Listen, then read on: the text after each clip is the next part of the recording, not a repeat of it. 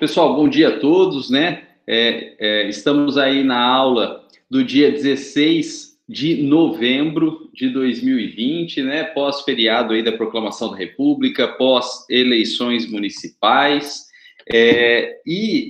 estamos estudando aí o dano moral, né? Estamos estudando o dano moral. Nós fizemos toda a parte introdutória já do que é o dano moral, que é a violação de direitos da personalidade. E agora a gente precisa entrar num ponto novo da matéria, que é a tormentosa quantificação do dano moral, né? Como que a gente, então, quantifica o dano moral? E veja que isso é extremamente importante, né? Porque quantificar o dano moral e como o valor da indenização ele deve corresponder ao valor do dano. Ao quantificar o dano moral, a gente estará, claro, na verdade, quantificando a própria indenização, né? O valor da indenização do dano moral. E por que eu disse que é algo tormentoso, né? Por que é algo tormentoso? Pelo seguinte, quando você trabalha com dano material, seja o dano material emergente, que é o que de fato a pessoa perdeu, seja o dano material a título de lucros cessantes, que é o que a pessoa deixou de ganhar, existe uma contrapartida material. Então, você avaliando, na verdade, o bem material perdido, né, você aí consegue, de fato, quantificar de uma forma muito mais fácil o dano material, seja emergente, seja cessante, né? Então, perdeu a moto, avalia a moto, né? Inclusive, existe tabela de valor de veículos. Perdeu a casa, avalia o imóvel, enfim, né? Perdeu uma colheita, aí já complica um pouquinho mais, né? Porque a gente não sabe o quanto que daria de colheita, mas avalia mais ou menos a média daquela determinada propriedade ou daquela determinada região naquele período, né? E você tem, de fato, como avaliar o bem material. Eu falei de colheita, porque eu tive um caso, né, de um acidente que ocorreu aqui na região de Vitória, Brasil, em que o fogo começou na colheita de cana-de-açúcar, numa propriedade arrendada para a usina, e em razão da palha e da cana, acabou se estendendo e passou para a propriedade vizinha, que tinha um cultivo, né, de um pomar de laranja, e acabou, então, destruindo grande parte desse pomar. E aí foi tormentoso avaliar também, porque teve que avaliar os frutos que estavam para ser colhidos, né, já nascidos, né, e para ser colhidos, o que a gente chama de frutos percipiendos, né, já nascidos e para ser colhidos. Teve que avaliar também os pés de laranja queimados e que precisaram ser substituídos, né? E também teve que avaliar quanto tempo que demoraria para que esses novos pés de laranja voltassem a produzir e produzissem em pé de igualdade, né, na mesma quantidade que os pés de laranja anteriores e que haviam sido queimados, né? E chegou-se à conclusão aí que precisaria de uns 3 anos, né? Uns 3 anos de replantio para que esses pés estivessem produzindo a mesma quantidade de laranja que os pés que haviam sido queimados, né? Então, teve que ter esse prognóstico temporal também. Então, foi um pouquinho mais tormentoso. Mas, de qualquer forma, é possível, né, por ser bem material, é possível você ter um valor pré-estabelecido, ou então justamente esse valor médio, né, e projetar num determinado período de tempo que é usual, que é observável até empiricamente, né? Agora, o dano moral e a indenização por dano moral, como decorrem da violação de um direito da personalidade, que é algo interno das pessoas, que é algo subjetivo, fica muito mais tormentoso, né? Quantificar, avaliar, dar, transformar em moeda, né? Transformar monetariamente. né? E, portanto, precisa-se, então, de alguns critérios, né? Precisa-se de alguns critérios aí muito mais específicos do que seria o critério de avaliação e de indenização de dano material. Bom, pessoal, em linha de princípio, foram estabelecidos dois sistemas de critérios, né? Dois sistemas de critérios aí para fins de quantificar o dano moral. O primeiro sistema é chamado de sistema do tarifamento legal. E o segundo sistema é o sistema livre ou do arbitramento judicial, né? Que foi aí estabelecido aqui no direito brasileiro pelo Ronaldo Andrade e pelo Carlos Alberto Bittar, né? Carlos Alberto Bittar. Bom, o nome deles, né? Basta o nome deles, já diz bastante para a gente do que se trata, né? No sistema do tarifamento legal, a própria lei, ela estabelece critérios e valor. No sistema do tarifamento legal, a própria lei já traz critérios e o valor a ser fixado a título de indenização por dano moral. Então, veja que esse sistema do tarifamento legal, como é a lei que traz não apenas os critérios, mas também o próprio valor da indenização, fica muito pouco para o juiz, né? Fica muito pouco para o juiz. É claro que o juiz vai julgar, é claro que ele vai analisar, mas ele não tem muita margem aí de opção, né? Porque a lei já estabeleceu o valor, né? E a primeira legislação aqui no Brasil que adotou esse critério do tarifamento legal foi a antiga lei de imprensa.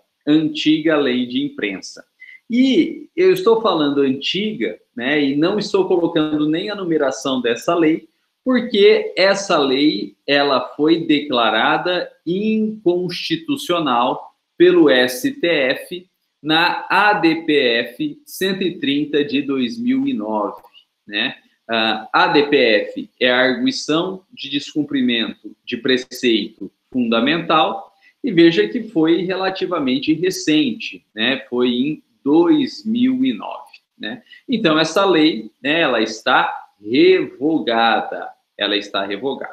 E aí vocês vão me perguntar, professor, e qual que é a lei que substituiu a antiga lei de imprensa que foi revogada pelo STF na ADPF 130 de 2009? Nenhuma, né? Nenhuma. A gente não tem atualmente lei de imprensa. Nós não temos atualmente lei de imprensa. Ela foi revogada, né? Porque ela foi declarada inconstitucional pelo STF e não houve nenhuma lei em substituição, né? Nós não temos uma atual lei da imprensa aí. Bom, e por que essa lei foi declarada inconstitucional, né? Porque, primeiro, que se entendeu que não precisava de uma lei própria da imprensa, né?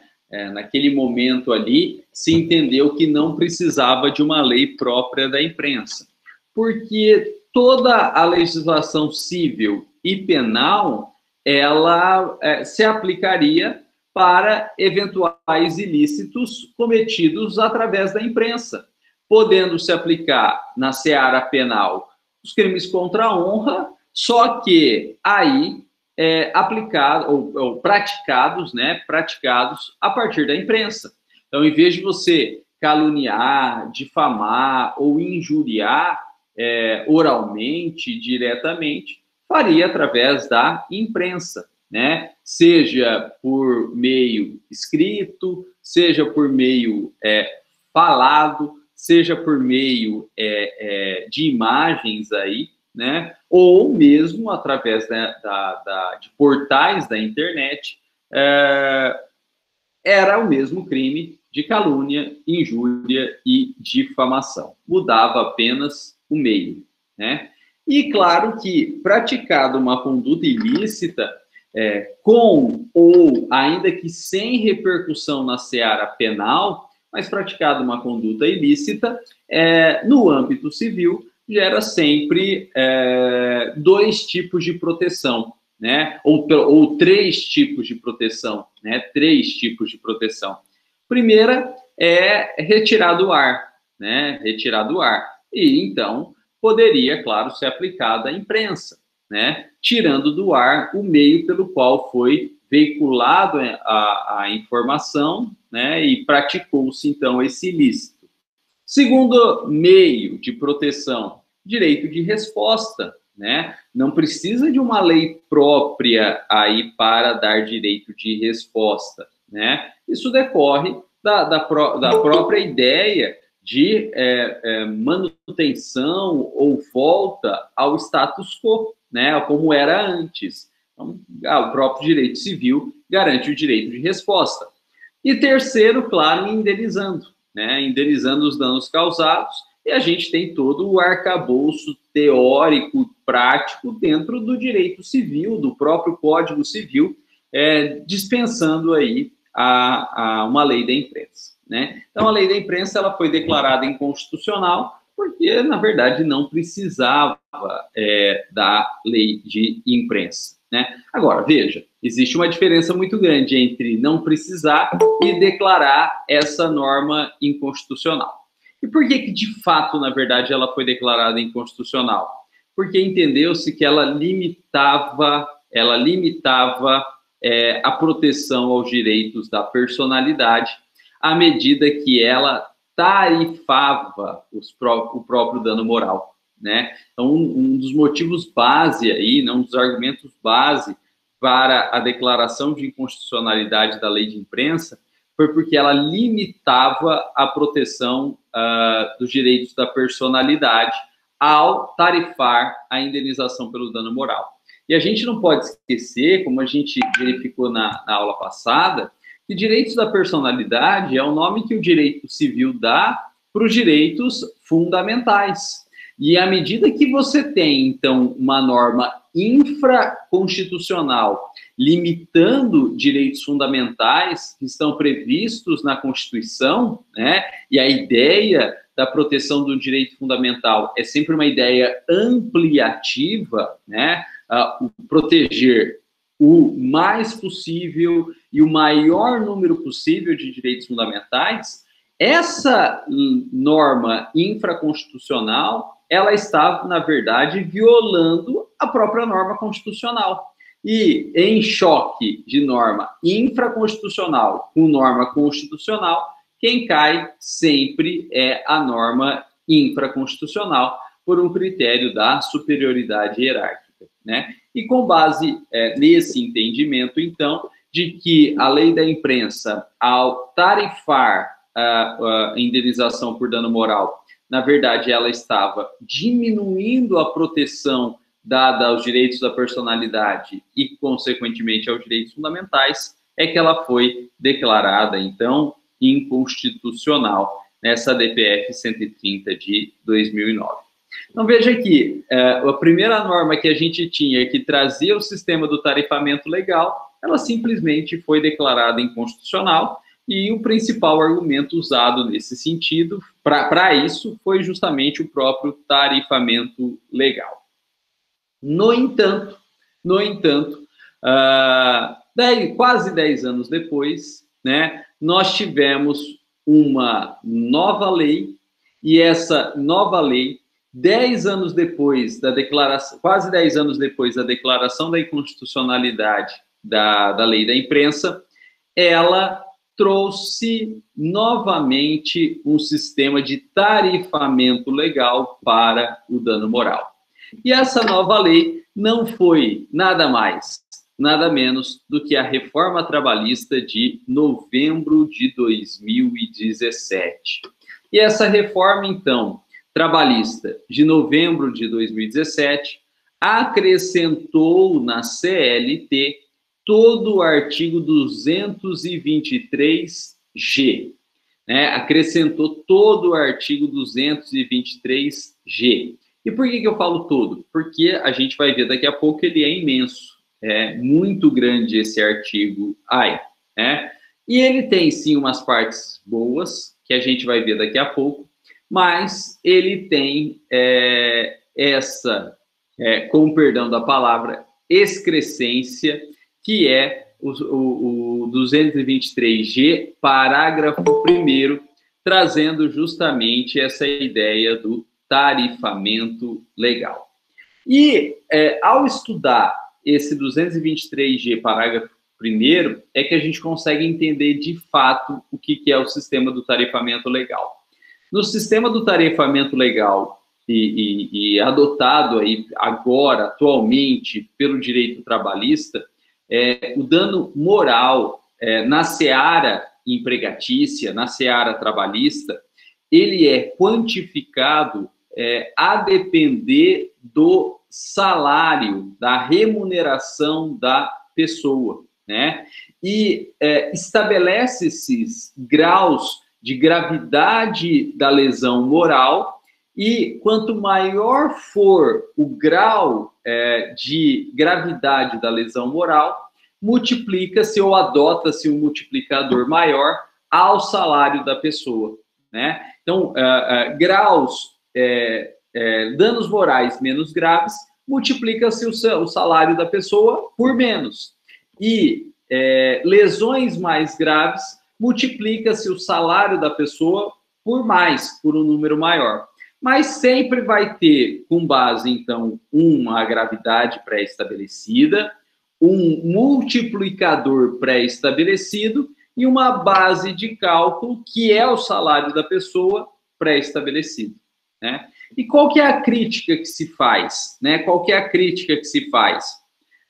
Quem tem um salário maior vai receber uma indenização em tese maior, né? E quem tem um salário menor vai receber, em tese, uma indenização menor, a partir de um mesmo fato. A partir de um mesmo fato. Se a empresa empregadora causa dano moral aí a um empregado comum e a um gerente, o empregado comum ganha bem menos que o gerente. Porém, o fato é o mesmo. O fato é o mesmo. Mas, como há uma diferença de salário, o gerente vai receber um valor de indenização muito maior que o empregado comum, né? Isso gera, então, uma clara violação a um princípio da igualdade, né? Isso, claro, gera uma violação ao princípio da igualdade. E pior, isso valoriza que direitos da personalidade de quem ganha mais valem mais do que direitos da personalidade de quem ganha menos. E a gente não pode esquecer quais são os direitos da personalidade que a gente viu na aula passada. A vida, a integridade física, a imagem, a honra subjetiva e a honra objetiva. Então, a vida do gerente vale mais do que a vida do empregado comum. A integridade física do gerente vale mais do que a integridade física do empregado comum. A imagem do gerente, a honra do gerente, valem mais do que a imagem e a honra do empregado comum? Claro que não, né? Porque nós todos somos iguais e nós todos temos esses direitos pelo simples fato de nós sermos seres humanos.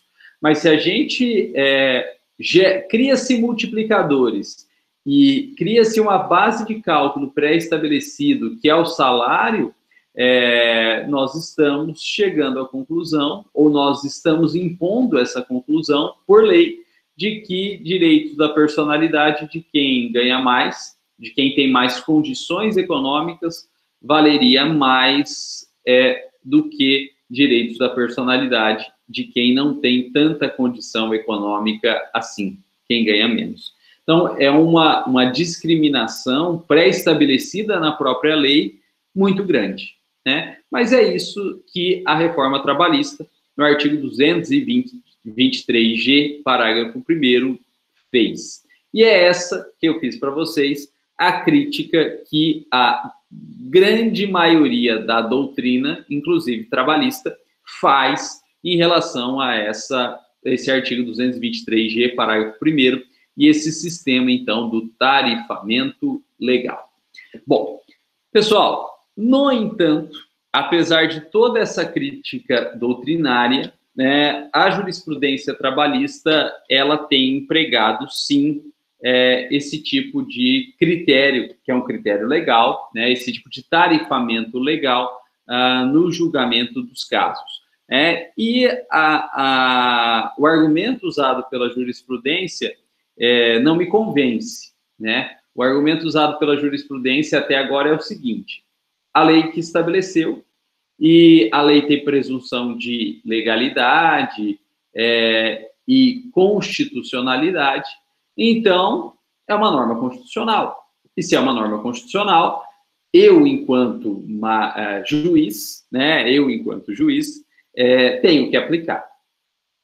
E segundo, quem deve controlar a constitucionalidade das leis, a priori, são os tribunais superiores. Mais especificamente, né, o mais superior de todos, que é, por ser o mais superior de todos, chamado de Supremo, né, porque está acima de todos. E até agora, o Supremo, né, Tribunal Federal, não se manifestou a respeito, né, não chegou até ele. Não que não se tenha discussão a respeito, tem, mas não chegou até ele. E ele, então, não se manifestou a respeito aí. E pela composição do STF de 2017 para cá, há uma ideia de que quando chegar, provavelmente o STF declarará constitucional essa norma.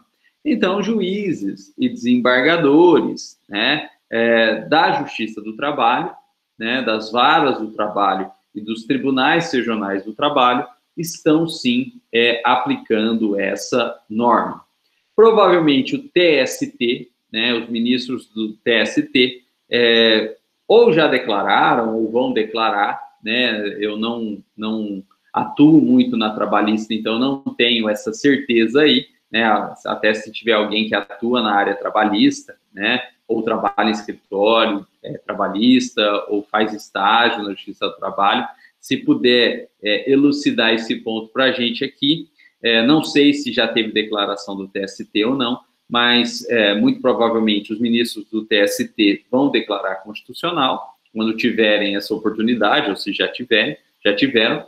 E que eu saiba também, né, não teve declaração do STF, mas provavelmente quando tiver, vai ser declarada constitucional também. E por conta disso, então, os magistrados da Justiça do Trabalho, juízes do trabalho e desembargadores regionais do trabalho estão, sim, aplicando essa norma, o que, para mim, é uma excrescência, né? Bom, pessoal, vamos ver, então, o 223G, parágrafo 1º. 223G, parágrafo 1º. É esse aqui, olha lá. 223, parágrafo 1º. Ele fala assim, ó: se julgar procedente o pedido, né, e todo o 223 ele fala sobre dano moral, então como o parágrafo se remete ao caput, quando ele fala procedente o pedido, a gente já sabe que é um pedido de dano moral. O juiz fixará a indenização a ser paga a cada um dos ofendidos em um dos seguintes parâmetros, vedada a acumulação. Olha lá, se a ofensa for de natureza leve, 3 vezes o último salário contratual do ofendido. E veja que, pelos termos da lei, ainda que o ofendido eventualmente prove que ganhe mais, né, por exemplo, uma comissão paga por fora, né, e as empresas preferem pagar a comissão por fora para não integrar, em tese, o salário contratual e não ter reflexos nas demais verbas trabalhistas, como recolhimento do FGTS, como recolhimento do INSS, ou eventuais adicionais de insalubridade, de periculosidade, né? Ainda que eventualmente, então, o ofendido prove que na prática ele ganha mais, essa prova, pela lei, não vale, porque a ofensa leve, ela é calculada até 3 vezes do último salário contratual, ou seja, o que está de fato no papel, e normalmente o que está de fato no papel é muito menor do que, de fato, os empregadores pagam ao empregado, né? Então, além de ter um tarifamento, com base no grau de ofensa e trazendo um multiplicador limitado ao salário, é ainda salário contratual, não é propriamente o salário real que efetivamente o empregado ganha. É o que está escrito no papel. E o que está no papel é sempre menos que, de fato, o empregado ganha. Inciso 2. Se a ofensa for média, até 5 vezes o último salário contratual. Inciso 3. Se a ofensa for de natureza grave, até 20 vezes o último salário contratual. E se a ofensa for de natureza gravíssima, até 50 vezes o último salário contratual, né? Então, a depender do grau da ofensa, pode ser de 3 a 50 vezes o último salário. Professor? Oi? Professor, eu estava até conversando com a professora Janaína, que ela estava falando justamente desse artigo.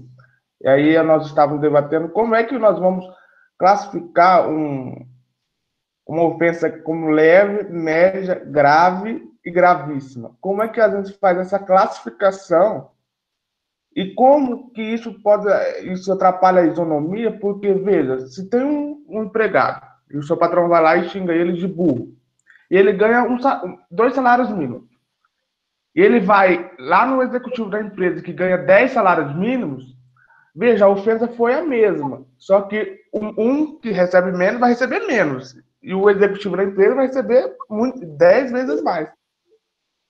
É muito subjetivo, realmente, Cristina. Então, aí, realmente é uma coisa meio a se pensar, né? Esse artigo. Mas tá bom, enquanto... É isso aí. Gabriel, eu não entendi. É uma pergunta ou é uma colocação? Não, é só uma colocação, realmente, para ver como que esse artigo ele é confuso, até para nós. É muito assim, confuso. A lei não diz o que é ofensa leve, média, grave ou gravíssima. Mais gravíssima a gente sabe. É a morte do empregado, né? É a mais grave de todas, porque é a violação ao bem jurídico, né? De maior alçada dentro do direito da personalidade. Então, ofensa gravíssima a gente sabe que é a morte. Tem que ser, né? Porque a vida é o bem jurídico de maior alçada, então a maior gravidade de lesão só pode ser a ele. Agora, o que é menos que a morte, para caracterizar como grave, médio ou leve, aí não dá para saber, né? Então, você tem essa subjetividade na grave, na média e na leve. Não sei o que é, e a lei não define o que é ofensa leve, média ou grave. E pior, se a ofensa gravíssima é a morte, e essa morte, então, ela vale no máximo 50 vezes o salário da pessoa, a gente está pondo valor à vida, né? E aí fica aquela discussão imensa se é possível aborto ou não, se for possível, em quais casos são possíveis, se são estritamente nos casos que a lei permite como aborto legal, no artigo 228, né? 220, acho que é 228, não lembro agora, deu branco, né? O aborto legal aí que está previsto. A lei só fala, né, em aborto legal em caso de risco para gestante ou em caso de estupro. E aí o STF veio, né, e pôde fazer isso porque é uma norma, na verdade, permissiva, e ampliou para o caso dos fetos anencefálicos, e aí foi uma revolta, né, foi uma revolta, porque a vida tem valor absoluto, né, a vida tem valor absoluto, e se tem valor absoluto, não é um valor em dinheiro, muito menos limitado a quantia de dinheiro dessa vida, né? E aí estão discutindo no STF se é possível aborto do feto até 3 meses, né? Porque até 3 meses de gestação não teria, então, um sistema nervoso pré-estabelecido, então não haveria impacto psicológico ou de sofrimento ou de dor, e existem N entidades aí que se mostram o contrário, porque a vida tem valor absoluto, e se tem valor absoluto, você não pode nem quantificar e nem limitar essa quantia, né? Quantificar, você não pode transformar em dinheiro e nem limitar essa quantia. Só que, apesar de tudo que se fala contra o aborto, né, e toda essa discussão e repercussão social que tem o aborto, nenhuma dessas entidades falaram a respeito desse 223G, parágrafo 1º, inciso 4, né, que está não só quantificando a vida, como limitando o valor dessa vida.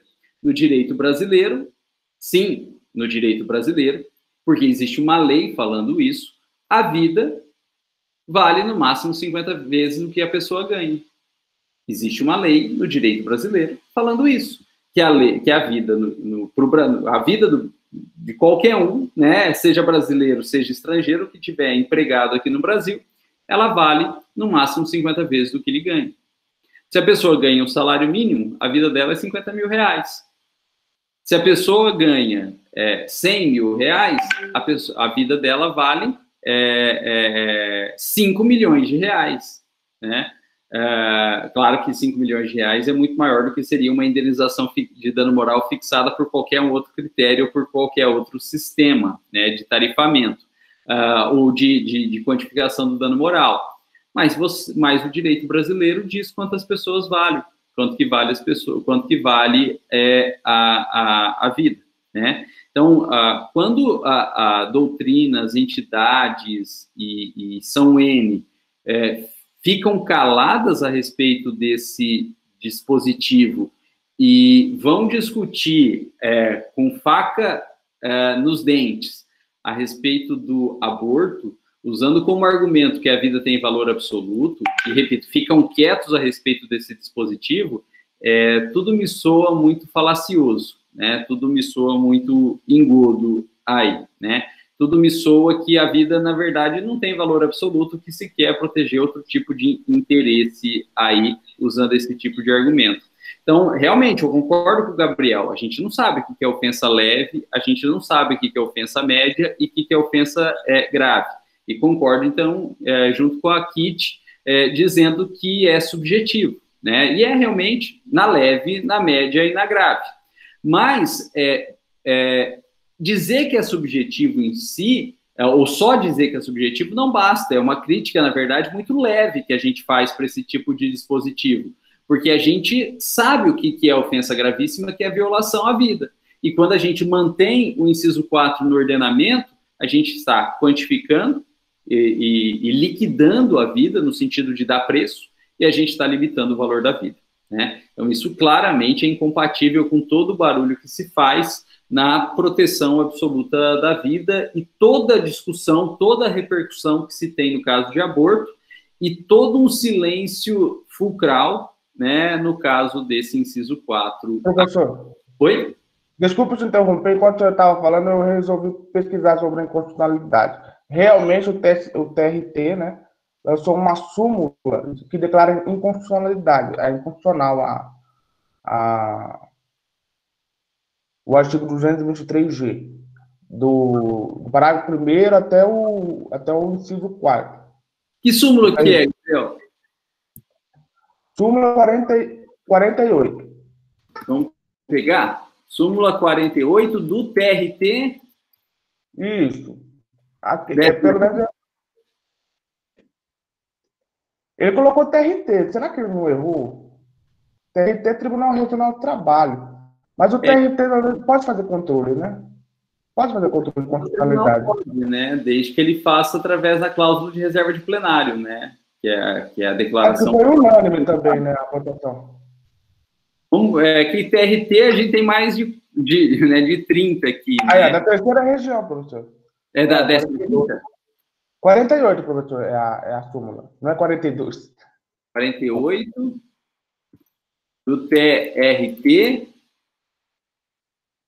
da 15ª, que região que é, Gabriel? Deixa eu ver.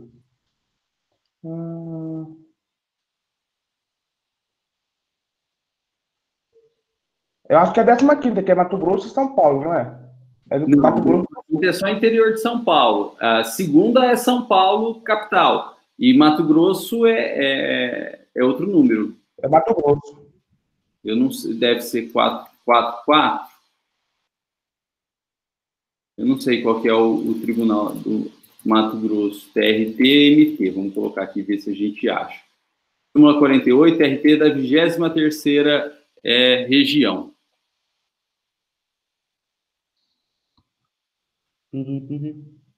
Aí, arguição de inconstitucionalidade, controle difuso, artigo 223G, parágrafo 1º. Limitação para o arbitramento de indenização por dano extrapatrimonial. Incompatibilidade material com a Constituição da República de 88. Inconstitucionalidade. É inconstitucional a limitação imposta para o arbitramento dos danos extrapatrimoniais na seara trabalhista, inciso 1 a 4 do artigo 223G da CLT, por ser materialmente incompatível com os princípios constitucionais da isonomia e da dignidade da pessoa humana, acabando por malferir também o intuito pedagógico e da reparação integral do dano, em cristalina ofensa ao artigo 5º, incisos 5 e 10 da Constituição. É muito bom, né? O Tribunal do claro, né? Evidentemente, eu deixei claro aqui minha opinião, né? Eu entendo que é inconstitucional, né? Para mim, usando as palavras do TRT da 23ª região do Mato Grosso, é cristalina a ofensa ao artigo 5º e 10 da Constituição Federal, né? Para mim, é isso. E bom saber que já tem um tribunal regional, né, declarando inconstitucional, inclusive simulando a questão, né, Só que, veja, o Tribunal Regional do Trabalho, né, é um por estado, né, Então, o Tribunal Regional do Trabalho da 23ª região, ainda bem, falou que é inconstitucional.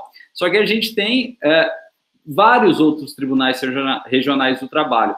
Só o Estado de São Paulo tem 2, né? O Estado de São Paulo tem o Tribunal Regional do Trabalho da 15ª, que fica em Campinas, e tem o Tribunal Regional do Trabalho da 2ª região, que fica em São Paulo, capital, e que atua, então, para a região metropolitana. Campinas pega todo o interior do Estado de São Paulo, inclusive a gente aqui, né?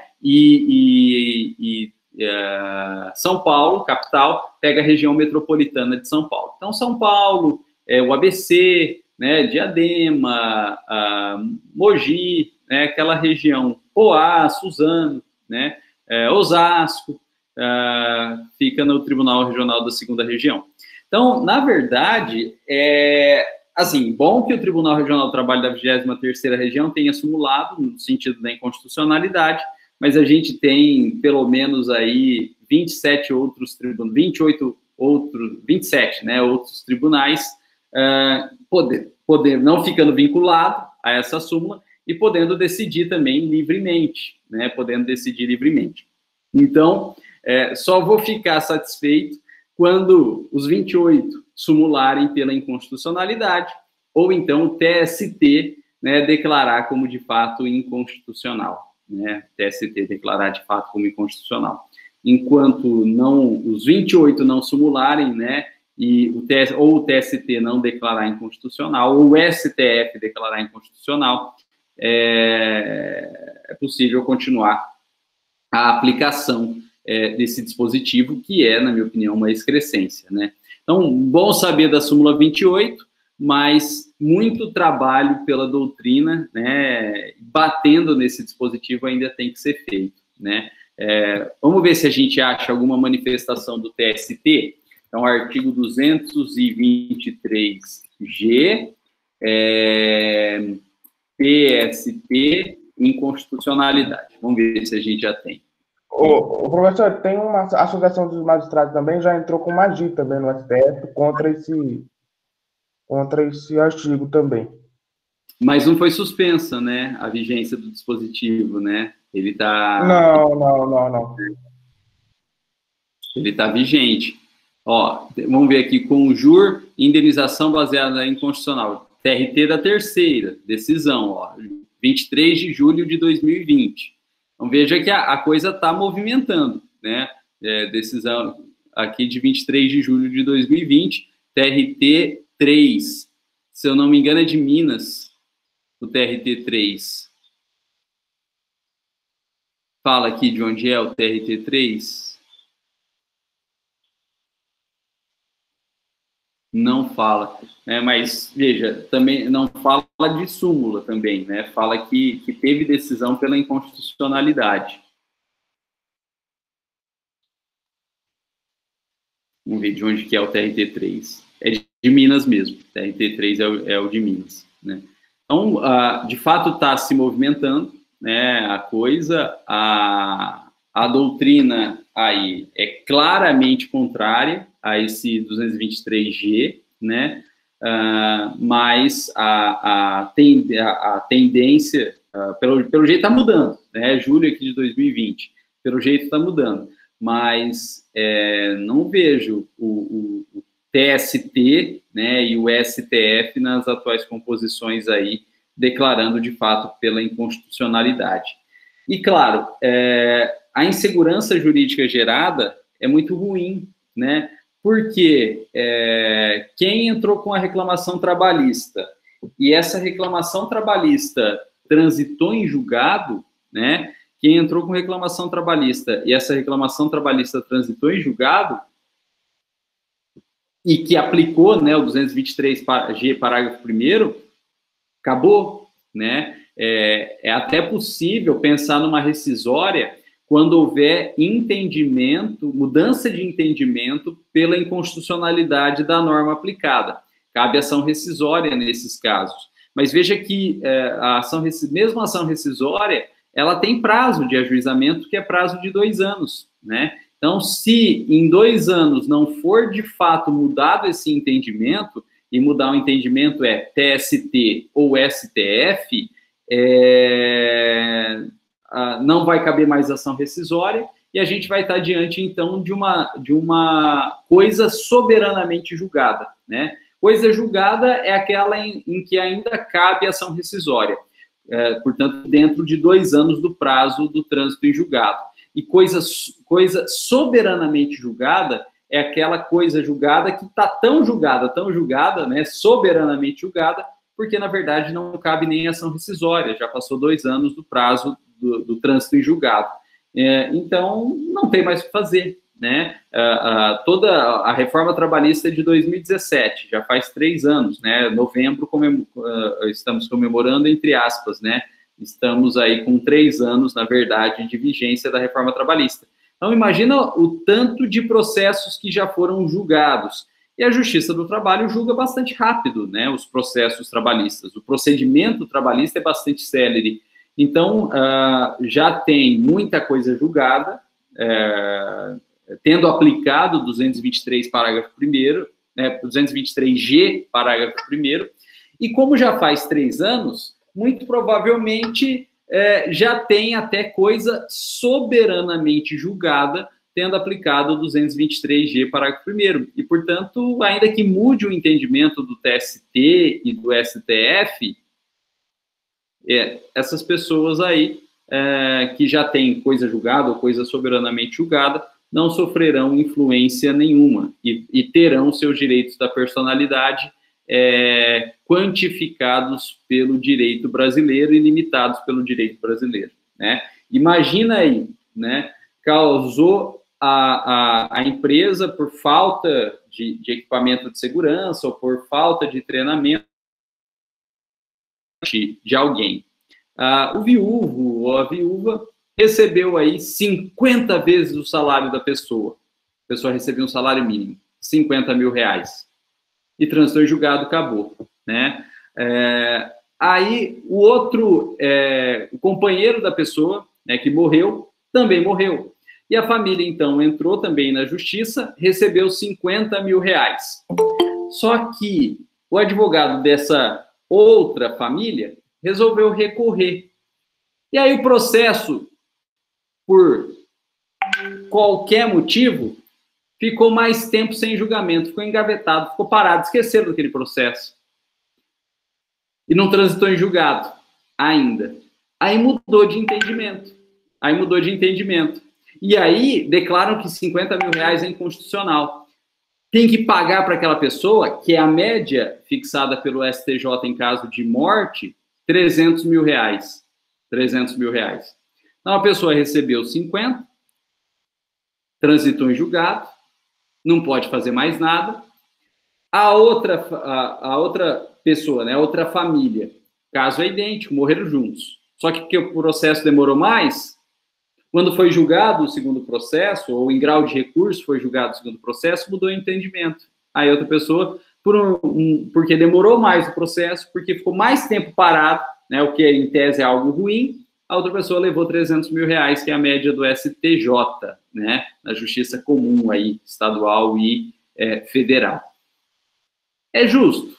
Não, né? Mas juridicamente tem o que fazer? Não, porque transitou em julgado, né? E essa excrescência, na verdade, ocorrida nesse período, então, em que a norma ficou vigente, por falta de manifestação dos tribunais, se manterá eternamente nos anais do direito brasileiro, né? Então, a situação é muito grave, né? A situação é muito grave.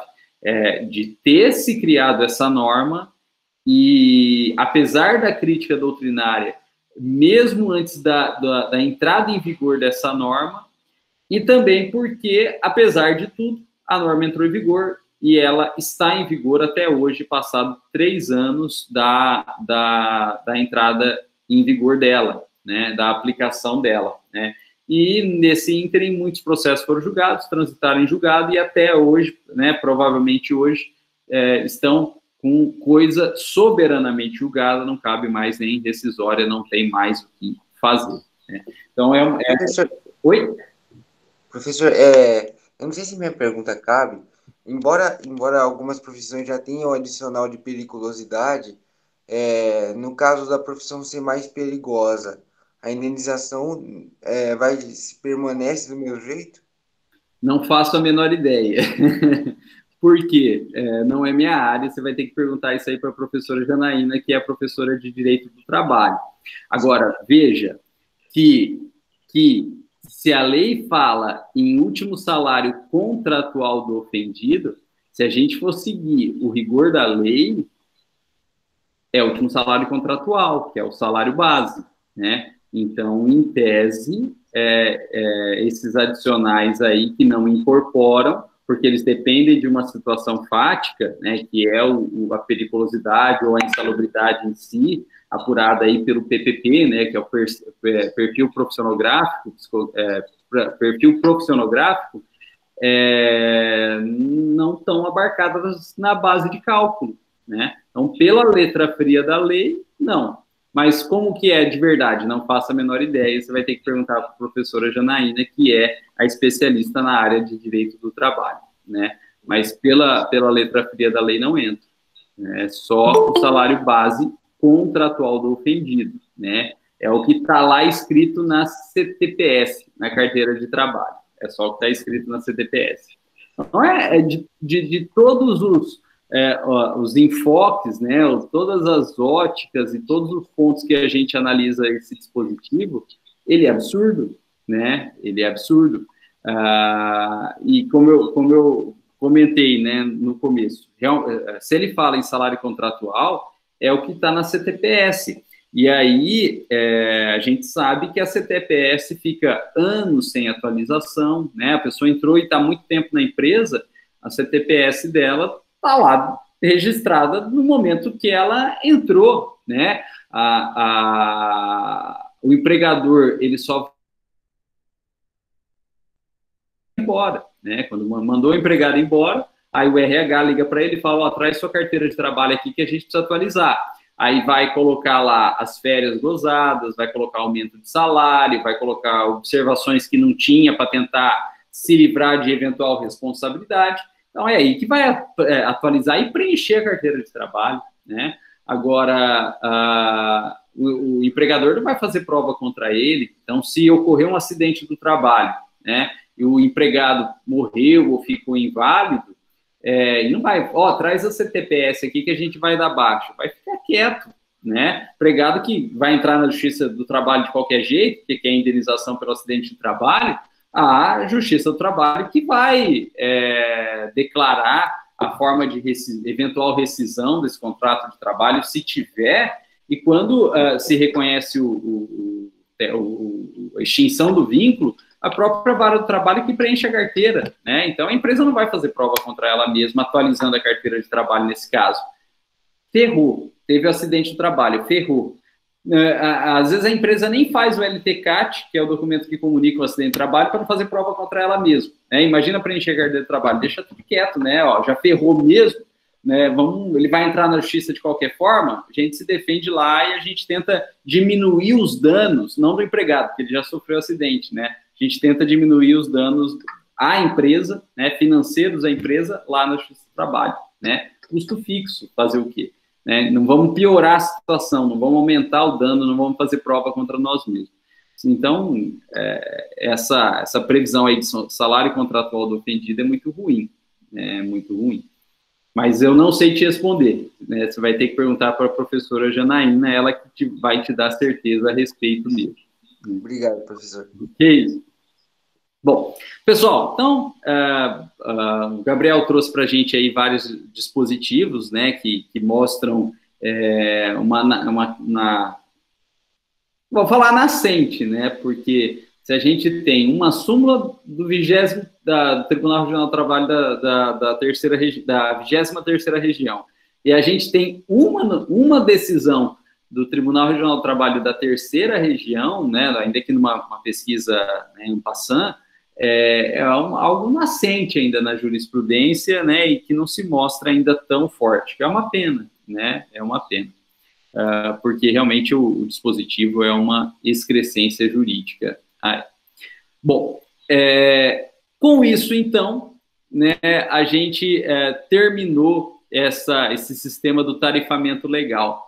E a última observação que eu tinha para fazer para vocês é o seguinte: nós declaramos, nós não, né, o STF declarou inconstitucional a lei da imprensa porque ela trazia um tarifamento, dentre uns motivos, porque ela trazia um tarifamento legal, né, em 2009, né, e aí praticamente 10 anos depois a gente reprevê um sistema de tarifamento legal e se tem um silêncio eloquente aí. Professor, deixa eu fazer uma pergunta. Tipo, não seria uma não recepção em vez de uma inconstitucionalidade essa lei da imprensa? Não recepção? Nada a ver. Pela Constituição? Não. Porque tudo que é antes da Constituição não é recepcionada, né? Porque a lei de imprensa é anterior. Da lei da imprensa. Não seria uma não recepção? Eu entendi que você estava falando inconstitucionalidade da reforma trabalhista. Não. Aí não é, né? Porque aí seria, não da reforma, não, eu falo da imprensa. Ela não seria uma não recepção em vez de uma inconstitucionalidade? Eu não sei se constaram na DPF 130, se foi não recepção, né? Porque não necessariamente o fato de uma norma ser anterior à Constituição, ela vai ser não recepcionada, né? E ainda que em tese inconstitucional, ela não vai ser não recepcionada. Porque, veja, existem dois tipos de inconstitucionalidade, né? Existe a inconstitucionalidade por violação de dispositivo formal, né? Como, por exemplo, o procedimento legislativo, né? E a inconstitucionalidade material, por violação de uma norma material, de conteúdo da Constituição. Inconstitucionalidade formal jamais vai gerar não recepção, né? Porque a recepção ou não, ela é sempre enfocada em âmbito material, não em âmbito formal. E o grande exemplo é o Código Tributário Nacional. O Código Tributário Nacional, ele é uma lei ordinária, né? Ele é uma lei ordinária, anterior à Constituição Federal de 88. E aí veio, então, a Constituição Federal de 88, e ela falou que o Código Tributário é uma norma, é uma lei complementar. É uma lei complementar. se a gente for analisar, existe inconstitucionalidade do Código Tributário, porque se a Constituição fala que ele é uma lei complementar, que ele deveria ser uma lei complementar, mas ele não é, ele é uma lei ordinária, existe inconstitucionalidade, só que é uma inconstitucionalidade formal. A ideia de recepção ou não, ela não se pauta pela inconstitucionalidade formal, ela só se pauta pela inconstitucionalidade material. E, apesar do Código Tributário ter, sim, incompatibilidade formal com a nova Constituição, ele não tem incompatibilidade material com a nova Constituição, que é a Constituição de 88. Então, ele foi, sim, recepcionado pela Constituição. Ele foi, sim, recepcionado pela Constituição. Porque, apesar de ser formalmente incompatível, a ideia de recepção ou não, ela é baseada apenas na análise material. E como ele não tem compatibilidade material, ele foi, sim, recepcionado. E foi recepcionado com status de lei complementar. Então, se a gente pega o Código Tributário e lê, ele está escrito lei ordinária. Mas com a Constituição Federal de 88, e ele é materialmente compatível com a Constituição Federal de 88, ele foi recepcionado com o status de lei complementar. Ele vale tanto quanto uma lei complementar. Tanto é que, se hoje o Congresso Nacional quiser alterar o Código Tributário Nacional, ele pode, mas desde que ele faça através de um projeto de lei complementar e aprove esse projeto de lei complementar com quórum qualificado, né, de lei complementar aí, né, porque o Código Tributário Nacional tem status de lei complementar. Onde que eu quero chegar com tudo isso? Não é o fato de uma lei anterior à Constituição ser anterior à Constituição, que vindo à Constituição, ela não será recepcionada ou será inconstitucional. Por exemplo, se ela for materialmente incompatível com a Constituição, e sendo anterior, ela não vai ser recepcionada, né? Ela não vai ser recepcionada. Agora, ela sendo anterior, né, materialmente compatível, né? Mas, a princípio, no entendimento inicial, materialmente compatível, a princípio. Porém, né, formalmente incompatível com a Constituição. Num primeiro momento, ela foi recepcionada. E aí, futuramente, no julgamento futuro, entende-se que, na verdade, ela é materialmente incompatível com a Constituição. Mudou o entendimento e a nova composição do STF passou a entender que ela é materialmente incompatível com a Constituição. Ou eles vão declarar inconstitucional. Eles não vão falar que ela não foi recepcionada, porque ela foi até então, né? O entendimento mudou depois. Então, veja, não é um fato em absoluto da lei ser anterior que ela necessariamente vai ser julgada e declarada não recepcionada. Ela pode, eventualmente, ser declarada inconstitucional, né? Ainda que anterior à Constituição. Então, essa bitolinha de falar que porque a lei é anterior, ela sempre vai ser não recepcionada, não acho que é muito verdade, não. Pode ser que nesse caso da DPF, realmente eles tenham falado que ela não foi recepcionada pela Constituição, mas isso não é uma bitolinha padrão, né? Isso não é uma bitolinha padrão. Porque a lei é anterior, então ela vai ser sempre não recepcionada. Não, né? Existem dois tipos de inconstitucionalidades possíveis, que é a material e que é a formal. Basta que ela seja materialmente compatível, ainda que informalmente, para ela ser recepcionada. Mas nada impede que num primeiro momento, ou numa primeira composição do STF, ela tenha sido entendida como recepcionada, e num segundo julgamento ela tenha sido declarada não recepcionada. E veja que a gente quase teve um problema de soberania muito grande nesse tipo de mudança de entendimento, né, ou de variedade de entendimento, referente aí à lei da anistia, né, lei da anistia. O STF, né, que é o mais alto tribunal do país, nacional, né, portanto, julgou constitucional a lei da anistia, né? Dizendo que, como foi uma anistia ampla, geral e restrita, seguiu o princípio da igualdade, porque foi para todos, e, portanto, ela é constitucional. Ela é constitucional.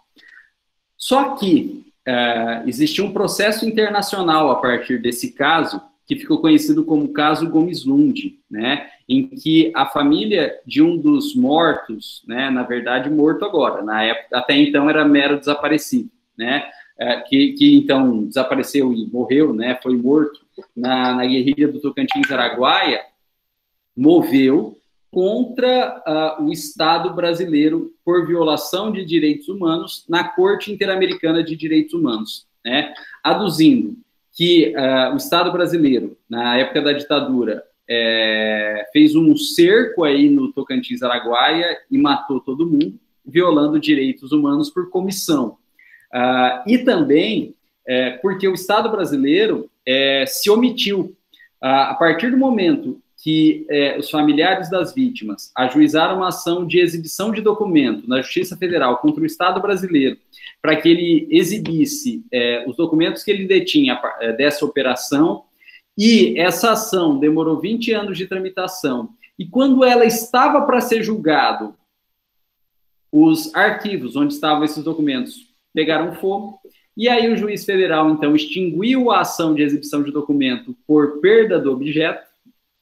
Houve uma segunda violação de direitos humanos por omissão.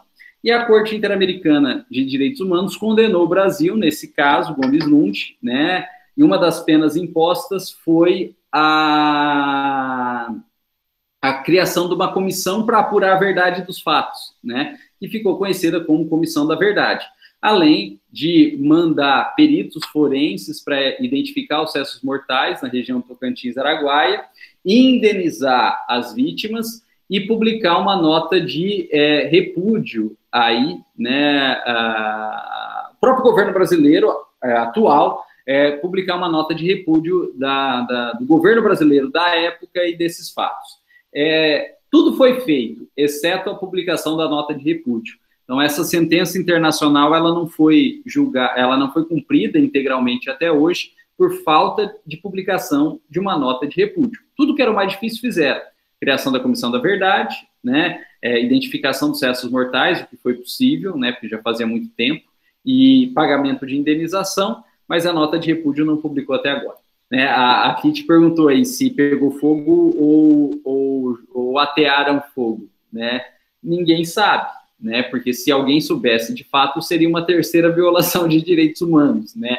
Ninguém sabe se pegou fogo ou atearam fogo. Se soubesse, seria a terceira violação de direitos humanos. Então, isso não sei nem se foi apurado, né? Não sei nem se foi apurado, mas fato é que isso aconteceu. Né? O processo, uma mera exibição de documentos na Justiça Federal, demorou 20 anos para tramitar, e quando estava para ser julgado, os arquivos queimaram. Né? E aí a União comunicou que não tinha mais o que exibir porque queimou.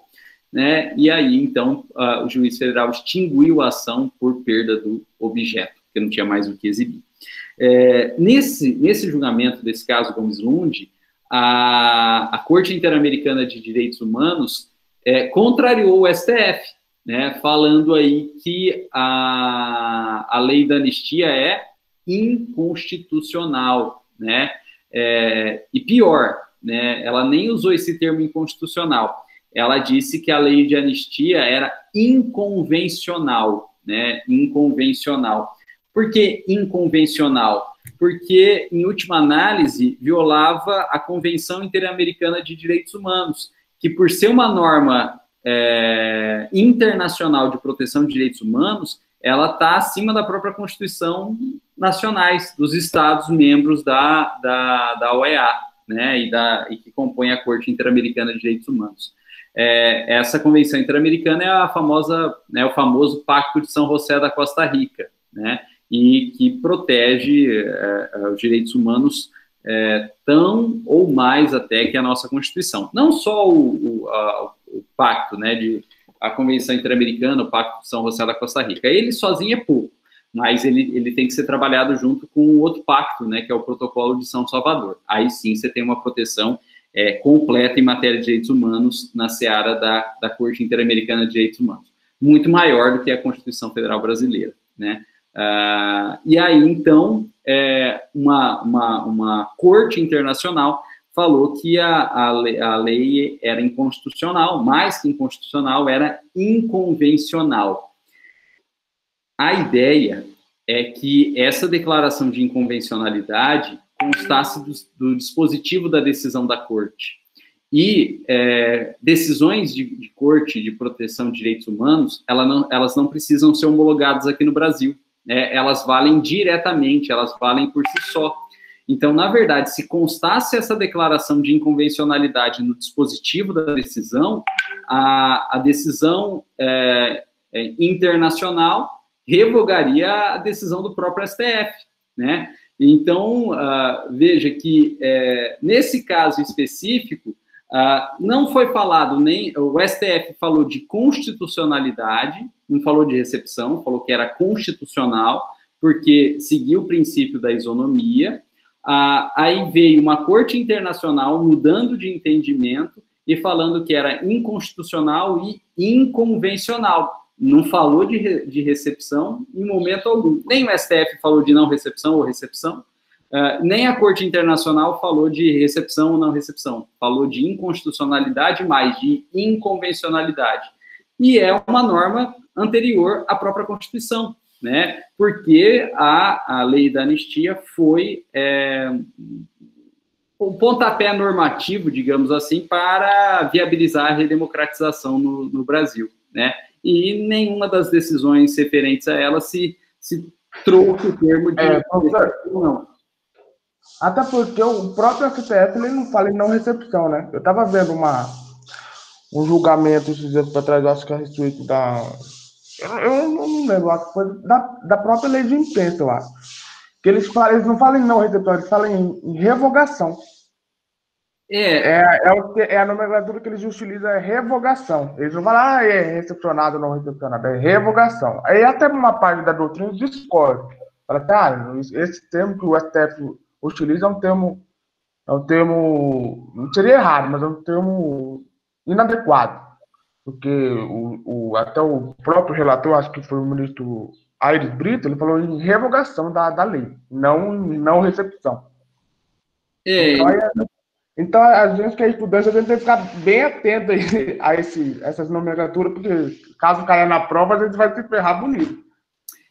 Assim, a tendência é que se a norma é anterior à Constituição, provavelmente ela não foi recepcionada, né, tecnicamente. O que não pode é fazer essa bitolinha, falar toda norma anterior, quando o STF se manifesta sobre ela, vai ser recepcionada ou não recepcionada. Ou pelo simples fato de ser anterior, ela não é recepcionada, né? Materialmente incompatível, ela não é recepcionada. O STF não trabalha dessa forma, né? Não tem essa bitolinha. Então, o Gabriel falou, a gente tem que tomar cuidado com a nomenclatura. E o STF usa N nomenclaturas possíveis, né? Só para terminar, que eu estava comentando o caso Gomes Nundi, e a gente viu um outro caso que o STF usa uma nomenclatura também completamente diferente, né? Terminando o caso Gomes Nundi, olha só, e aí vocês poderiam perguntar, por que a Corte Interamericana entendeu que a norma era inconvencional? Por violação do princípio da igualdade, né? A anistia foi ampla, geral e restrita, foi para tudo, para todo mundo. Tanto o pessoal que estava com armas contra o Estado brasileiro, né, e também para, né, os militares do Estado brasileiro que estavam lutando, então, com esses grupos armados. Foi para todo mundo. Só que, no final do período ditatorial, quando veio a lei de anistia, o grupo armado já era, né, estava todo mundo morto. Então, quando veio a lei de anistia ampla, geral e restrita, no papel foi para todo mundo, mas na prática foi só para os militares, porque os outros já estavam mortos aí. E quem está morto não precisa de anistia, né, porque a morte é uma das formas de extinção da punibilidade, né. Então, no entendimento da Corte Interamericana, essa lei de anistia ampla, geral e restrita foi um engodo. ela só protegeu, de fato, os militares, né? Porque é quem estava vivo. E aí, seguindo um pouquinho além da Gabriel, a terminologia. Professor, desculpa, mas seu som sumiu, parece que ficou abafado. Pelo menos para mim, não sei para os colegas. Ah, tá, desculpa, né? Então, seguindo aí a questão que o Gabriel falou da terminologia, a questão da prisão civil do depositário infiel, né? A gente tinha prisão civil do depositário infiel no CPC de 73, que é anterior à Constituição, né?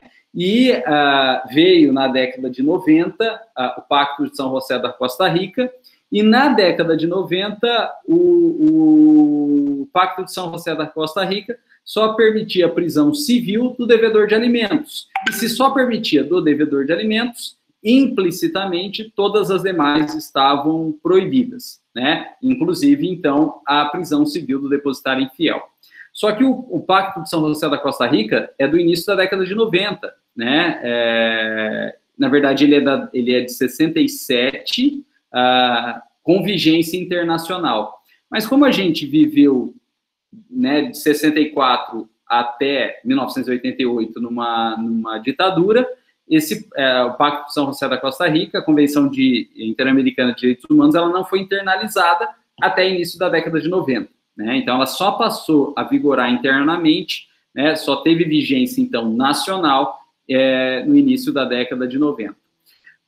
Porém, nenhum tribunal falou que a prisão civil do depositário infiel do CPC de 73 era incompatível com a Convenção ou era incompatível com a Constituição Federal.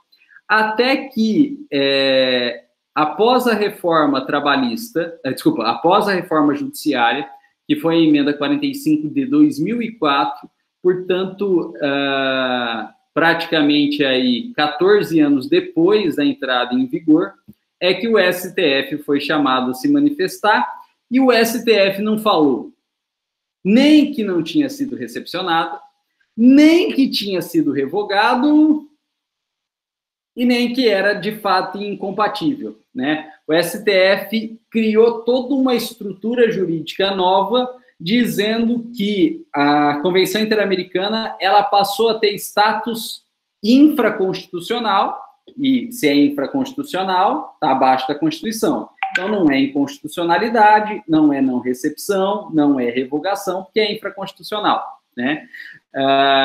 E, apesar de infraconstitucional, supralegal. Então, estaria abaixo da Constituição, mas acima da lei. E como, então, a prisão civil do depositário infiel estava no CPC de 73, que é uma lei ordinária, acima dele estaria a Convenção, então surgiu uma incompatibilidade futura com norma inconstitucional, e aí o STF falou que não pode mais ter prisão depositária infiel, e até criou a súmula vinculante 25 aí. Mas não falou em inconstitucionalidade, não falou em não recepção, não falou de revogação, criou toda uma linha argumentativa nova, né, para falar que não tinha mais prisão civil depositária infiel. Então, a terminologia, né, complementando aí que o Gabriel trouxe, né, varia demais nas decisões do STF, e às vezes eles dão umas caneladas argumentativas aí para justificar a decisão, e que não se adequa, né, ou não se encaixa, não se amolda a nenhum dos tipos que a gente estuda dentro da doutrina constitucional, né, de recepção, revogação, e aí você fica, né, sem saber a terminologia. Então tem que tomar cuidado com essas bitolinhas, né. Essa questão, né, a minha dúvida era essa, porque você colocou como se ela foi declarada inconstitucional, né? Então, como eu não sabia falar se era não recepção ou se era revogação, né? Aí eu fiquei nessa dúvida, por isso que eu perguntei sobre essa parte que colocou, que ela se declara inconstitucional, né? Porque pelo que a gente vê inconstitucional, ou ela é recepcionada ou ela é revogada, né? Ou a não recepção. Aí eu fiquei nessa dúvida, né? Tipo assim, não é uma bitola, né? Porque fica um professor fala uma coisa, o outro fala outra, então a gente tem que, né, dar uma... Mas... Senão, né, fica complicado. Achar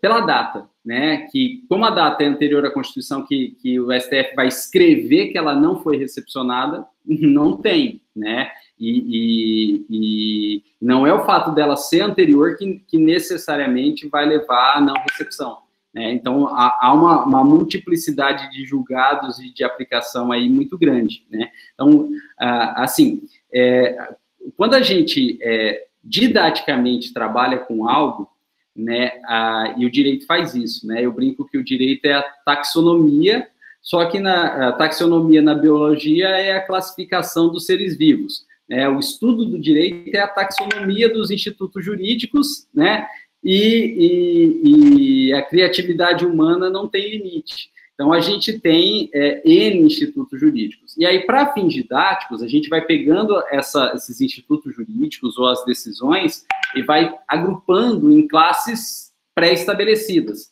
Ou quando surge algo muito novo, muito diferentão, a gente tem que criar uma classe nova para adequar isso, né? Então, quando a gente didaticamente, pedagogicamente estuda direito, a gente tem classes pré-estabelecidas e parece que tudo vai se encaixar ali, né? Até surgir algo muito novo, muito maluco, muito diferente, tem que criar uma classe nova. Mas veja, isso é um trabalho didático, isso é um trabalho pedagógico, né? Para tentar facilitar o entendimento. Da mesma forma que a gente só entende a biologia se a gente classificar em reino animal, reino vegetal, e aí dentro de cada um dos reinos, né? Nos filos, né, nas classes, nas famílias e nas espécies, a gente só entende direito, né, que é essa monstruosidade tanto quanto a biologia, se a gente poder fazer essa classificação, né, agrupando os institutos, né, cada vez em grupos menores que têm características comuns, mas, veja, é algo artificial, né? Classificar algo é sempre trazer algo artificial para dentro daquilo, né? Então, você perguntar para a bactéria se ela sabe que ela é uma bactéria, que, portanto, ela está no reino, sei lá, Monera, aí ela não vai saber, né? Se perguntar qual que é a diferença da bactéria, né, para o artrópode, eles também não vão saber, né? Quem sabe? A gente, porque foi a gente que classificou, né? Então, classificar algo é sempre trazer algo de si a partir de algo artificial, né? A classificação em si é algo artificial, né? Se a gente olha na natureza, a bactéria não anda com RG falando que ela é Monera, né? E da mesma forma que os institutos jurídicos não andam com RG para falar que ele é. Então, a classificação é sempre feita de forma artificial, com critérios artificiais a posteriori, né? Então, por isso que essas bitolinhas assim são ruins. E ainda mais quando a gente está dentro do direito constitucional, né? Porque a gente tem uma multiplicidade muito grande de decisões, né? E esse caso da prisão civil do depositário infiel é algo bastante lapidar, porque o STF não falou nada, né? Não falou que era inconstitucional, não falou que foi revogado, não falou que foi recepcionado, porque foi uma construção toda nova que ele criou naquele momento, né? E a partir dessa nova classificação, dessa nova argumentação, é que se criou uma nova classificação e que a gente, então, passou a entender que os tratados internacionais de direitos humanos têm uma classificação supralegal, e aí o ordenamento jurídico inferior teve que ser alterado, né? Mas não foi inconstitucionalidade, não foi revogação, não foi nada disso, né? E agora, claro, isso acabou perdendo importância porque a norma que veio posterior, que é o Código de Processo Civil 2015, nem fala mais nada, né? Como o STF teve essa decisão e esse entendimento, a norma não fala mais nada a respeito, né? Então, tem que tomar cuidado volto a dizer, né? Tem que tomar cuidado com essas bitolinhas, porque a gente não tem um padrão tão estabelecido, principalmente em decisões do STF, né?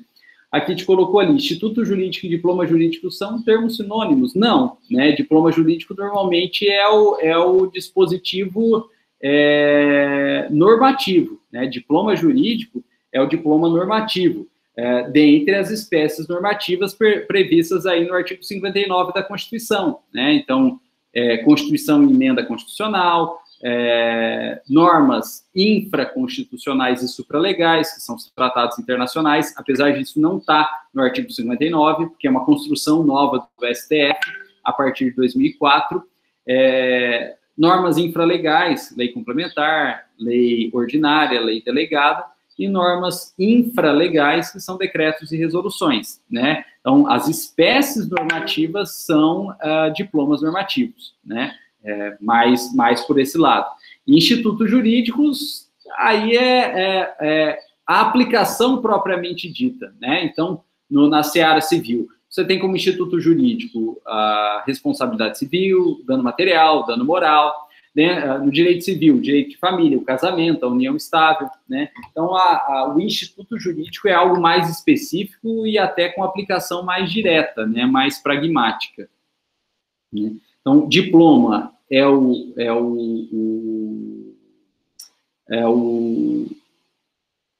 a espécie normativa, né? Diploma normativo é a espécie, ou diploma jurídico é a espécie normativa, a lei, a Constituição, a emenda, né? E o instituto é algo específico dentro do diploma normativo para uma situação específica, né?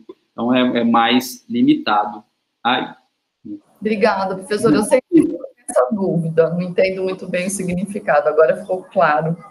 Então, tá. Bom, pessoal, acho que a gente divagou bastante, né? Mas vamos voltar para a nossa matéria. Não sei nem que horas são, 9 horas. A gente precisa terminar isso aqui. Então, vamos voltar para a nossa matéria aí. Terminamos o sistema do tarifamento legal, né? Terminamos o sistema do tarifamento legal, e a gente pode falar, então, do outro sistema, que desde 2009, né, até 2017, foi o único vigente no Brasil, né? E que em 2017 nós criamos um sistema do tarifamento legal para a Justiça do Trabalho, e para todas as demais justiças nós temos, então, o sistema sistema livre ou sistema do arbitramento judicial. Pessoal, e esse sistema livre, ou sistema do arbitramento judicial, ele não traz pré-estabelecido ele não traz pré-estabelecido na lei, né, qual é o valor do dano moral e da indenização do dano moral. E, portanto, ele fica a critério do juiz, né? É o julgador, então, que vai fixar qual é o valor da indenização por dano moral. E, claro, a partir do momento que se tem um sistema livre ou que se lega ao julgador a fixação do dano moral, é preciso, então, criar para ele, julgador, alguns critérios a serem seguidos, né? E o sistema livre ou do arbitramento judicial, ele trabalha com um método bifásico. Por quê? Porque o juiz ele deve, ao quantificar o dano moral e a indenização do dano moral, ter olhos, primeiro, a casos semelhantes, né, casos semelhantes e valores que foram fixados aí em casos semelhantes, e depois de ter fixado um valor base, né, seguindo aí casos semelhantes, ele vai, juiz, num segundo momento, analisar as peculiaridades do caso concreto, podendo, naquele caso concreto, reduzir o valor, se for menos grave, né? Ou então aumentar o valor se for mais grave do que a média do que ele encontra aí. E com base nesse sistema, é que o STJ ele criou uma tabela de indenização por dano moral.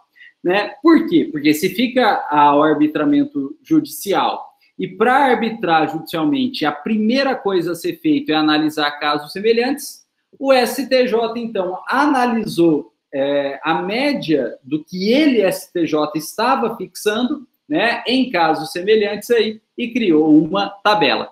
Se a gente jogar no Google, a gente vai encontrar essa tabela aqui do STJ. Olha só, muito famosa. Tabela dano moral né, SPJ, aí 2020. Tabela dano moral 2020. Vamos ver se a gente encontra aqui a tabela. A internet tá lenta aqui. Aqui, pessoal, ó, tabela do STJ. Morte de familiar, 514 salários mínimos, né? Morte de familiar, atropelamento por ônibus, né? Juiz de 5 mil salários mínimos, TJ de São Paulo, 2 salários mínimos, 2 mil salários mínimos, STJ, 500 salários mínimos. Morte de esposa, acidente de trânsito, STJ, 500 salários mínimos. Morte de filho, 500 salários mínimos, né? E aí o STJ, então, ele vai trazendo casos, agrupando casos semelhantes aí. Aluna baleada no interior de universidade, tetraplegia, né? STF, 400 mil reais, né, por dano moral e 200 mil reais por dano estético, né?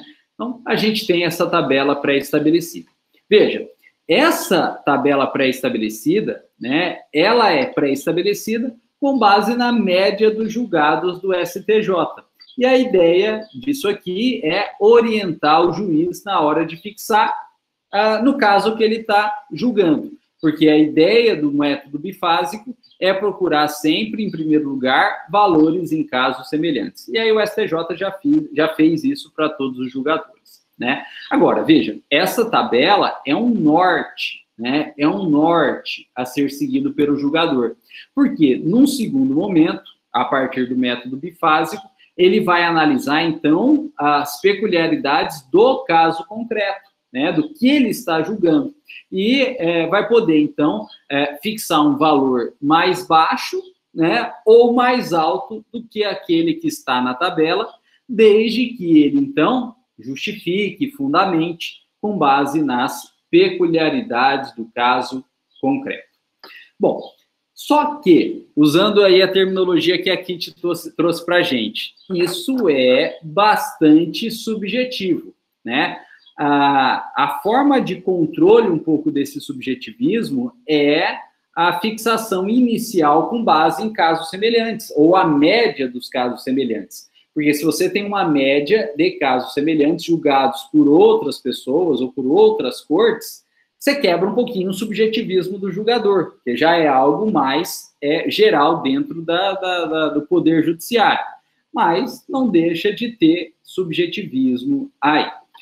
E, em razão desse inerente subjetivismo, é que a doutrina, e depois isso foi sendo paulatinamente abarcado pela jurisprudência, começou a trazer critérios para análise da peculiaridade do caso concreto, né? Então, a doutrina trouxe critérios aí para a análise da peculiaridade do caso concreto.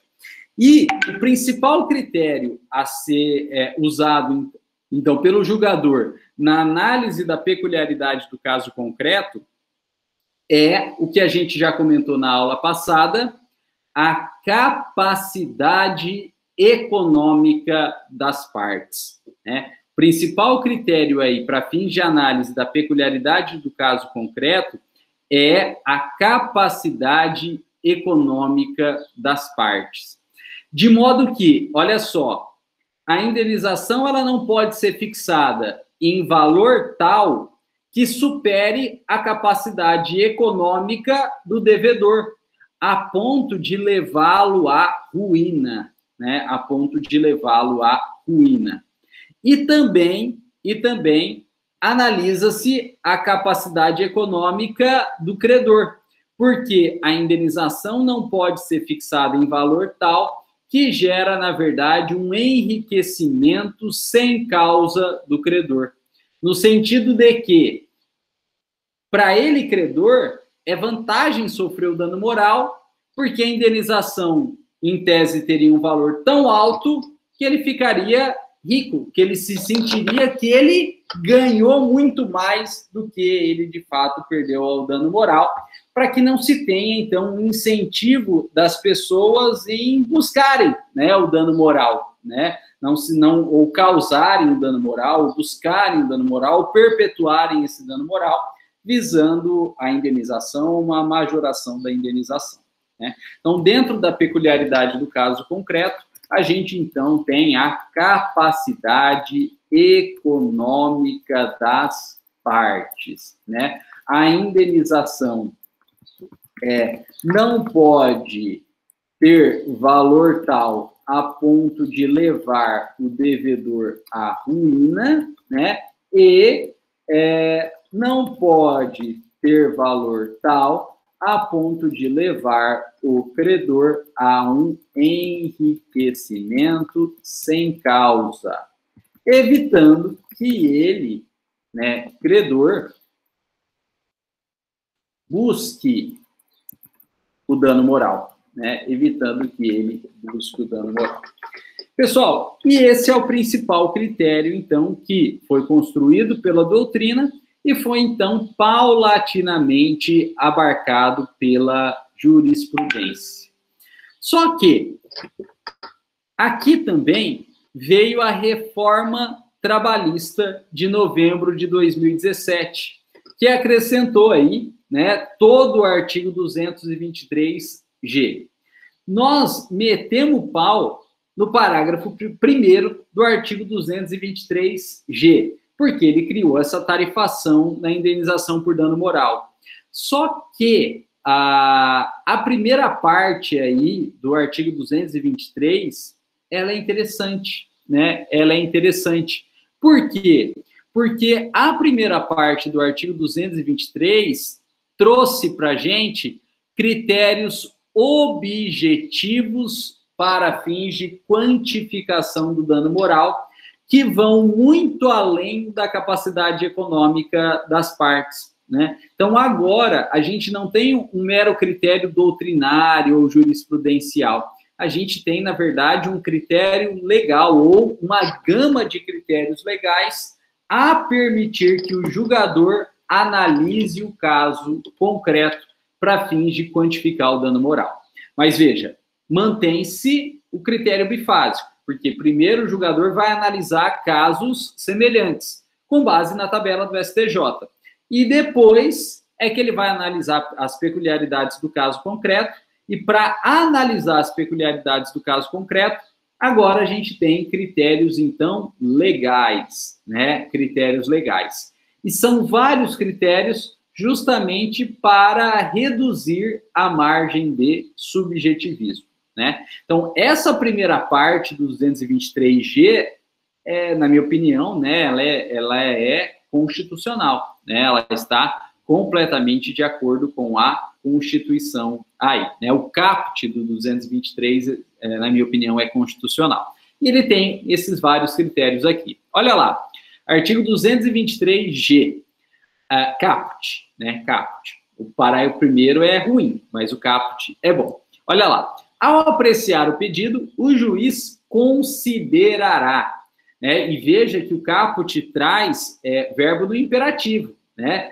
Determinando, portanto, que o juiz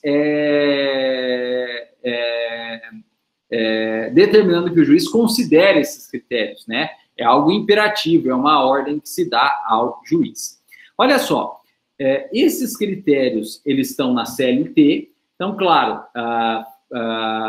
vinculam o juiz do trabalho, mas não apenas o juiz do trabalho, que apesar de estar na CLT, veja que é uma norma ampla, né? É uma norma que vai além do próprio direito do trabalho, né? Isso acontece sempre, né? Isso acontece sempre.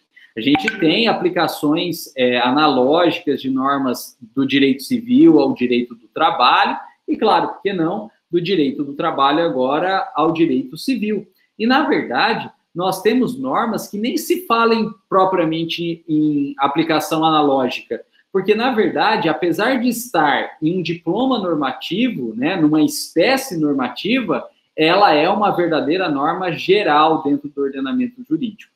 E o grande exemplo é a LINDIB, né, a LINDIB, a Lei de Introdução às Normas de Direito Brasileiro, que inicialmente se chamava LIC, né? Lei de Introdução ao Código Civil, porque ela estava prévia fisicamente ao Código Civil, e por isso ela chamava Lei de Introdução ao Código Civil. Mas ela não era uma norma restrita ao Código Civil ou ao direito civil ou ao direito privado. Ela era uma verdadeira sobrenorma jurídica, porque, né, apesar de chamar LIC, ela se aplicava a todos os ramos do direito brasileiro, porque ela era uma norma de aplicação das normas, né? A LIC, apesar de ser norma, Lei de Introdução ao Código Civil, era uma lei de aplicação das normas como um todo. E por isso que em 2010 ela mudou de nome, né? Ela deixou de ser LIC e ela passou a ter um nome muito mais adequado à sua função dentro do ordenamento jurídico, né? E passou a ser chamada, então, LINDIB, né?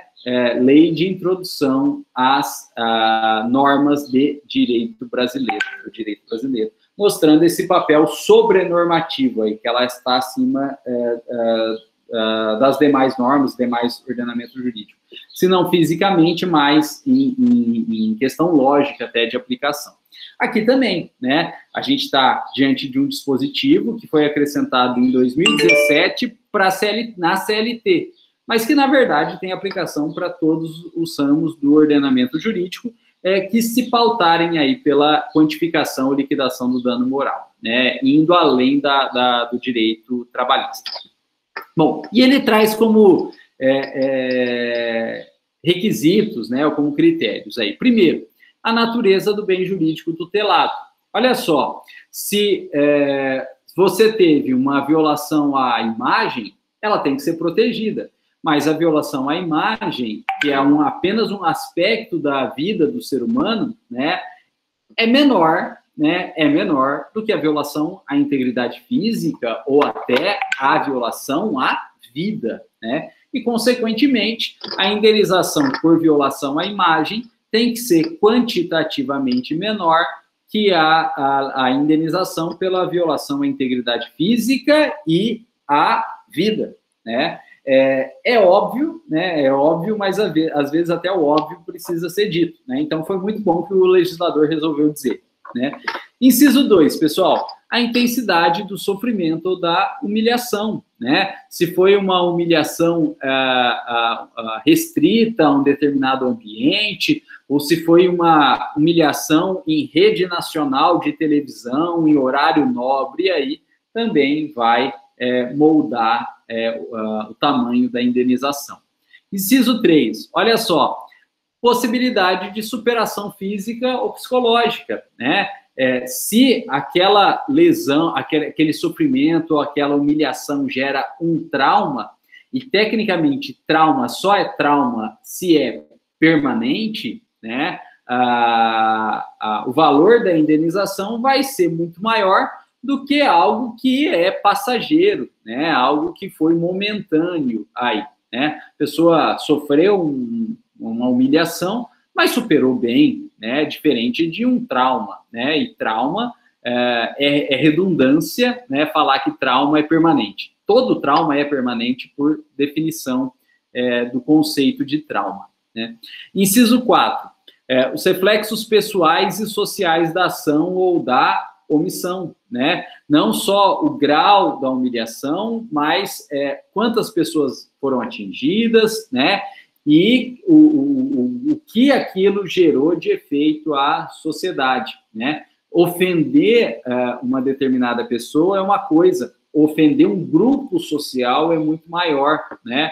Ou matar de certa forma, né? Matar uma pessoa, por pior que seja, é uma coisa. Matar um grupo social é muito pior, né? E veja que quando se mata um grupo social, não é nem homicídio, né? É genocídio, né? O genocídio. E só de falar a palavra, né, a gente percebe que é algo muito mais gravoso aí, né? Inclusive, homicídio não, mas genocídio é crime contra a humanidade, né? Porque gera uma repercussão social muito maior, né? Gera uma repercussão social muito maior.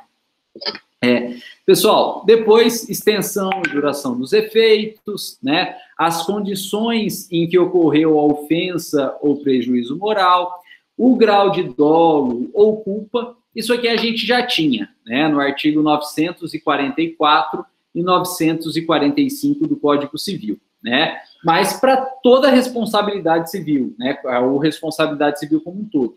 Agora a gente tem um dispositivo específico para fins de liquidação do dano moral, né? Ou quantificação do dano moral, o grau de culpa ou grau de dolo. A ocorrência de retratação espontânea, e veja, não é qualquer retratação, né? É uma retratação espontânea. Né? E o que é espontânea?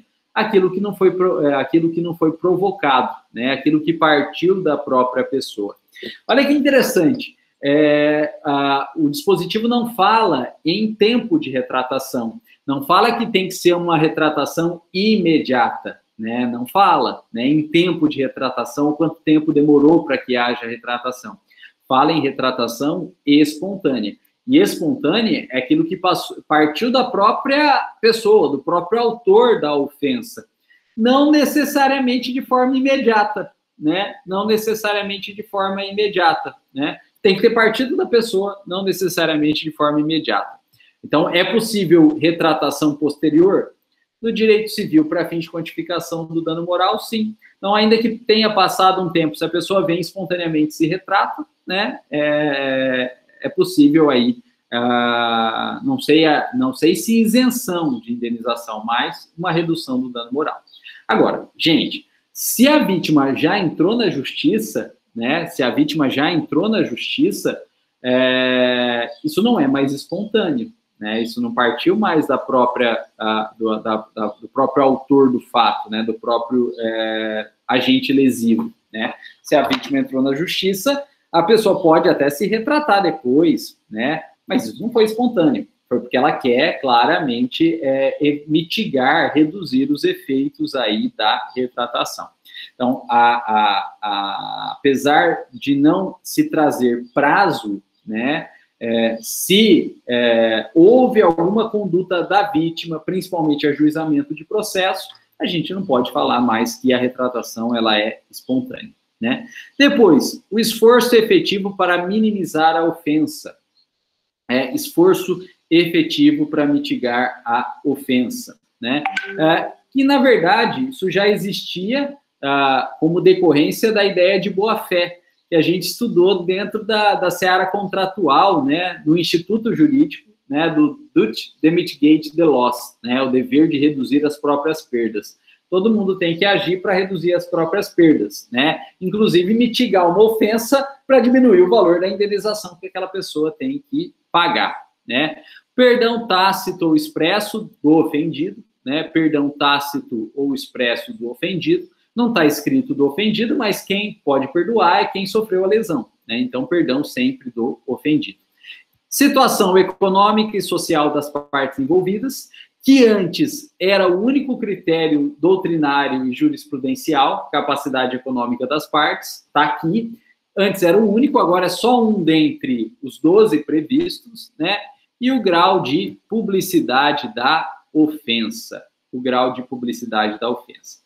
Pessoal, e aqui a gente tem um problema, né? Porque quando a gente quer detalhar muito e a gente prevê muitos critérios, eles se encavalam, né? Existe uma zona cinzenta entre eles. E essa é a crítica que a doutrina faz, né? Dizendo que foi ótimo o legislador prever critérios objetivos, mas que ele previu muito, né? E tendo detalhado muito, eles acabaram não se chocando, mas se sobrepondo, né? Se encavalando. E você tem uma zona cinzenta muito grande entre um e outro aí. Né? Então, não precisaria prever, mas não precisaria prever tantos como foram previstos pelo 223G. Né? 223G pecou pelo excesso. Né? Ele é ótimo, o caput é ótimo, mas ele pecou pelo excesso. E esses são, então, os critérios jurisprudenciais usados para fixação aí da indenização por dano moral. O juiz, ele é livre para fixar, né? O juiz é livre para fixar, mas ele deve seguir um método bifásico, fixando primeiro a média com base em casos semelhantes, e aí vale a tabela do STJ, e depois analisando as peculiaridades do caso concreto, com base nos critérios legais do artigo 223 caput, que é uma norma geral do ordenamento jurídico, apesar de estar na CLT, é uma norma geral do ordenamento jurídico, e que traz 2 critérios, mas que são critérios sobrepostos aí, né, que existe zona cinzenta entre eles. E com isso, a gente terminou, então, esse tema da quantificação do dano moral, né? Eu não vou entrar aqui em valor propriamente dito, né? E, claro, eu sei que vocês estão curiosos para saber de valor propriamente dito. Então, eu recomendo aí, se vocês puderem, dar uma olhada na tabela do STJ. É só jogar no Google, né, tabela dano moral STJ, vocês vão encontrar vários sites aí trazendo tabela. Inclusive, ó, né, tem site que faz mesmo a tabela, né? Olha aí, pessoal, tem site que fez a tabela. A gente tem até a imagem aqui da tabela aí de 2009, né? Então, nós não vamos entrar em valor porque varia bastante, né? É bastante subjetivo, mas eu recomendo aí que vocês analisem a tabela do STJ. Sempre que tiverem que ajuizar uma ação ou liquidar um dano moral, partam da tabela do STJ, né, para ter uma média, e aí depois vocês analisam o caso concreto. Bom, pessoal, eu vou encerrar aqui a gravação, né, para o vídeo também não ficar muito longo, né, a gente até já passou do horário, agradecendo a paciência de todos, né, mas a gente continua aqui respondendo perguntas, comentários, depois a gente faz o intervalo e a gente retorna, então, para o segundo bloco da nossa aula de hoje. Então, obrigado, pessoal.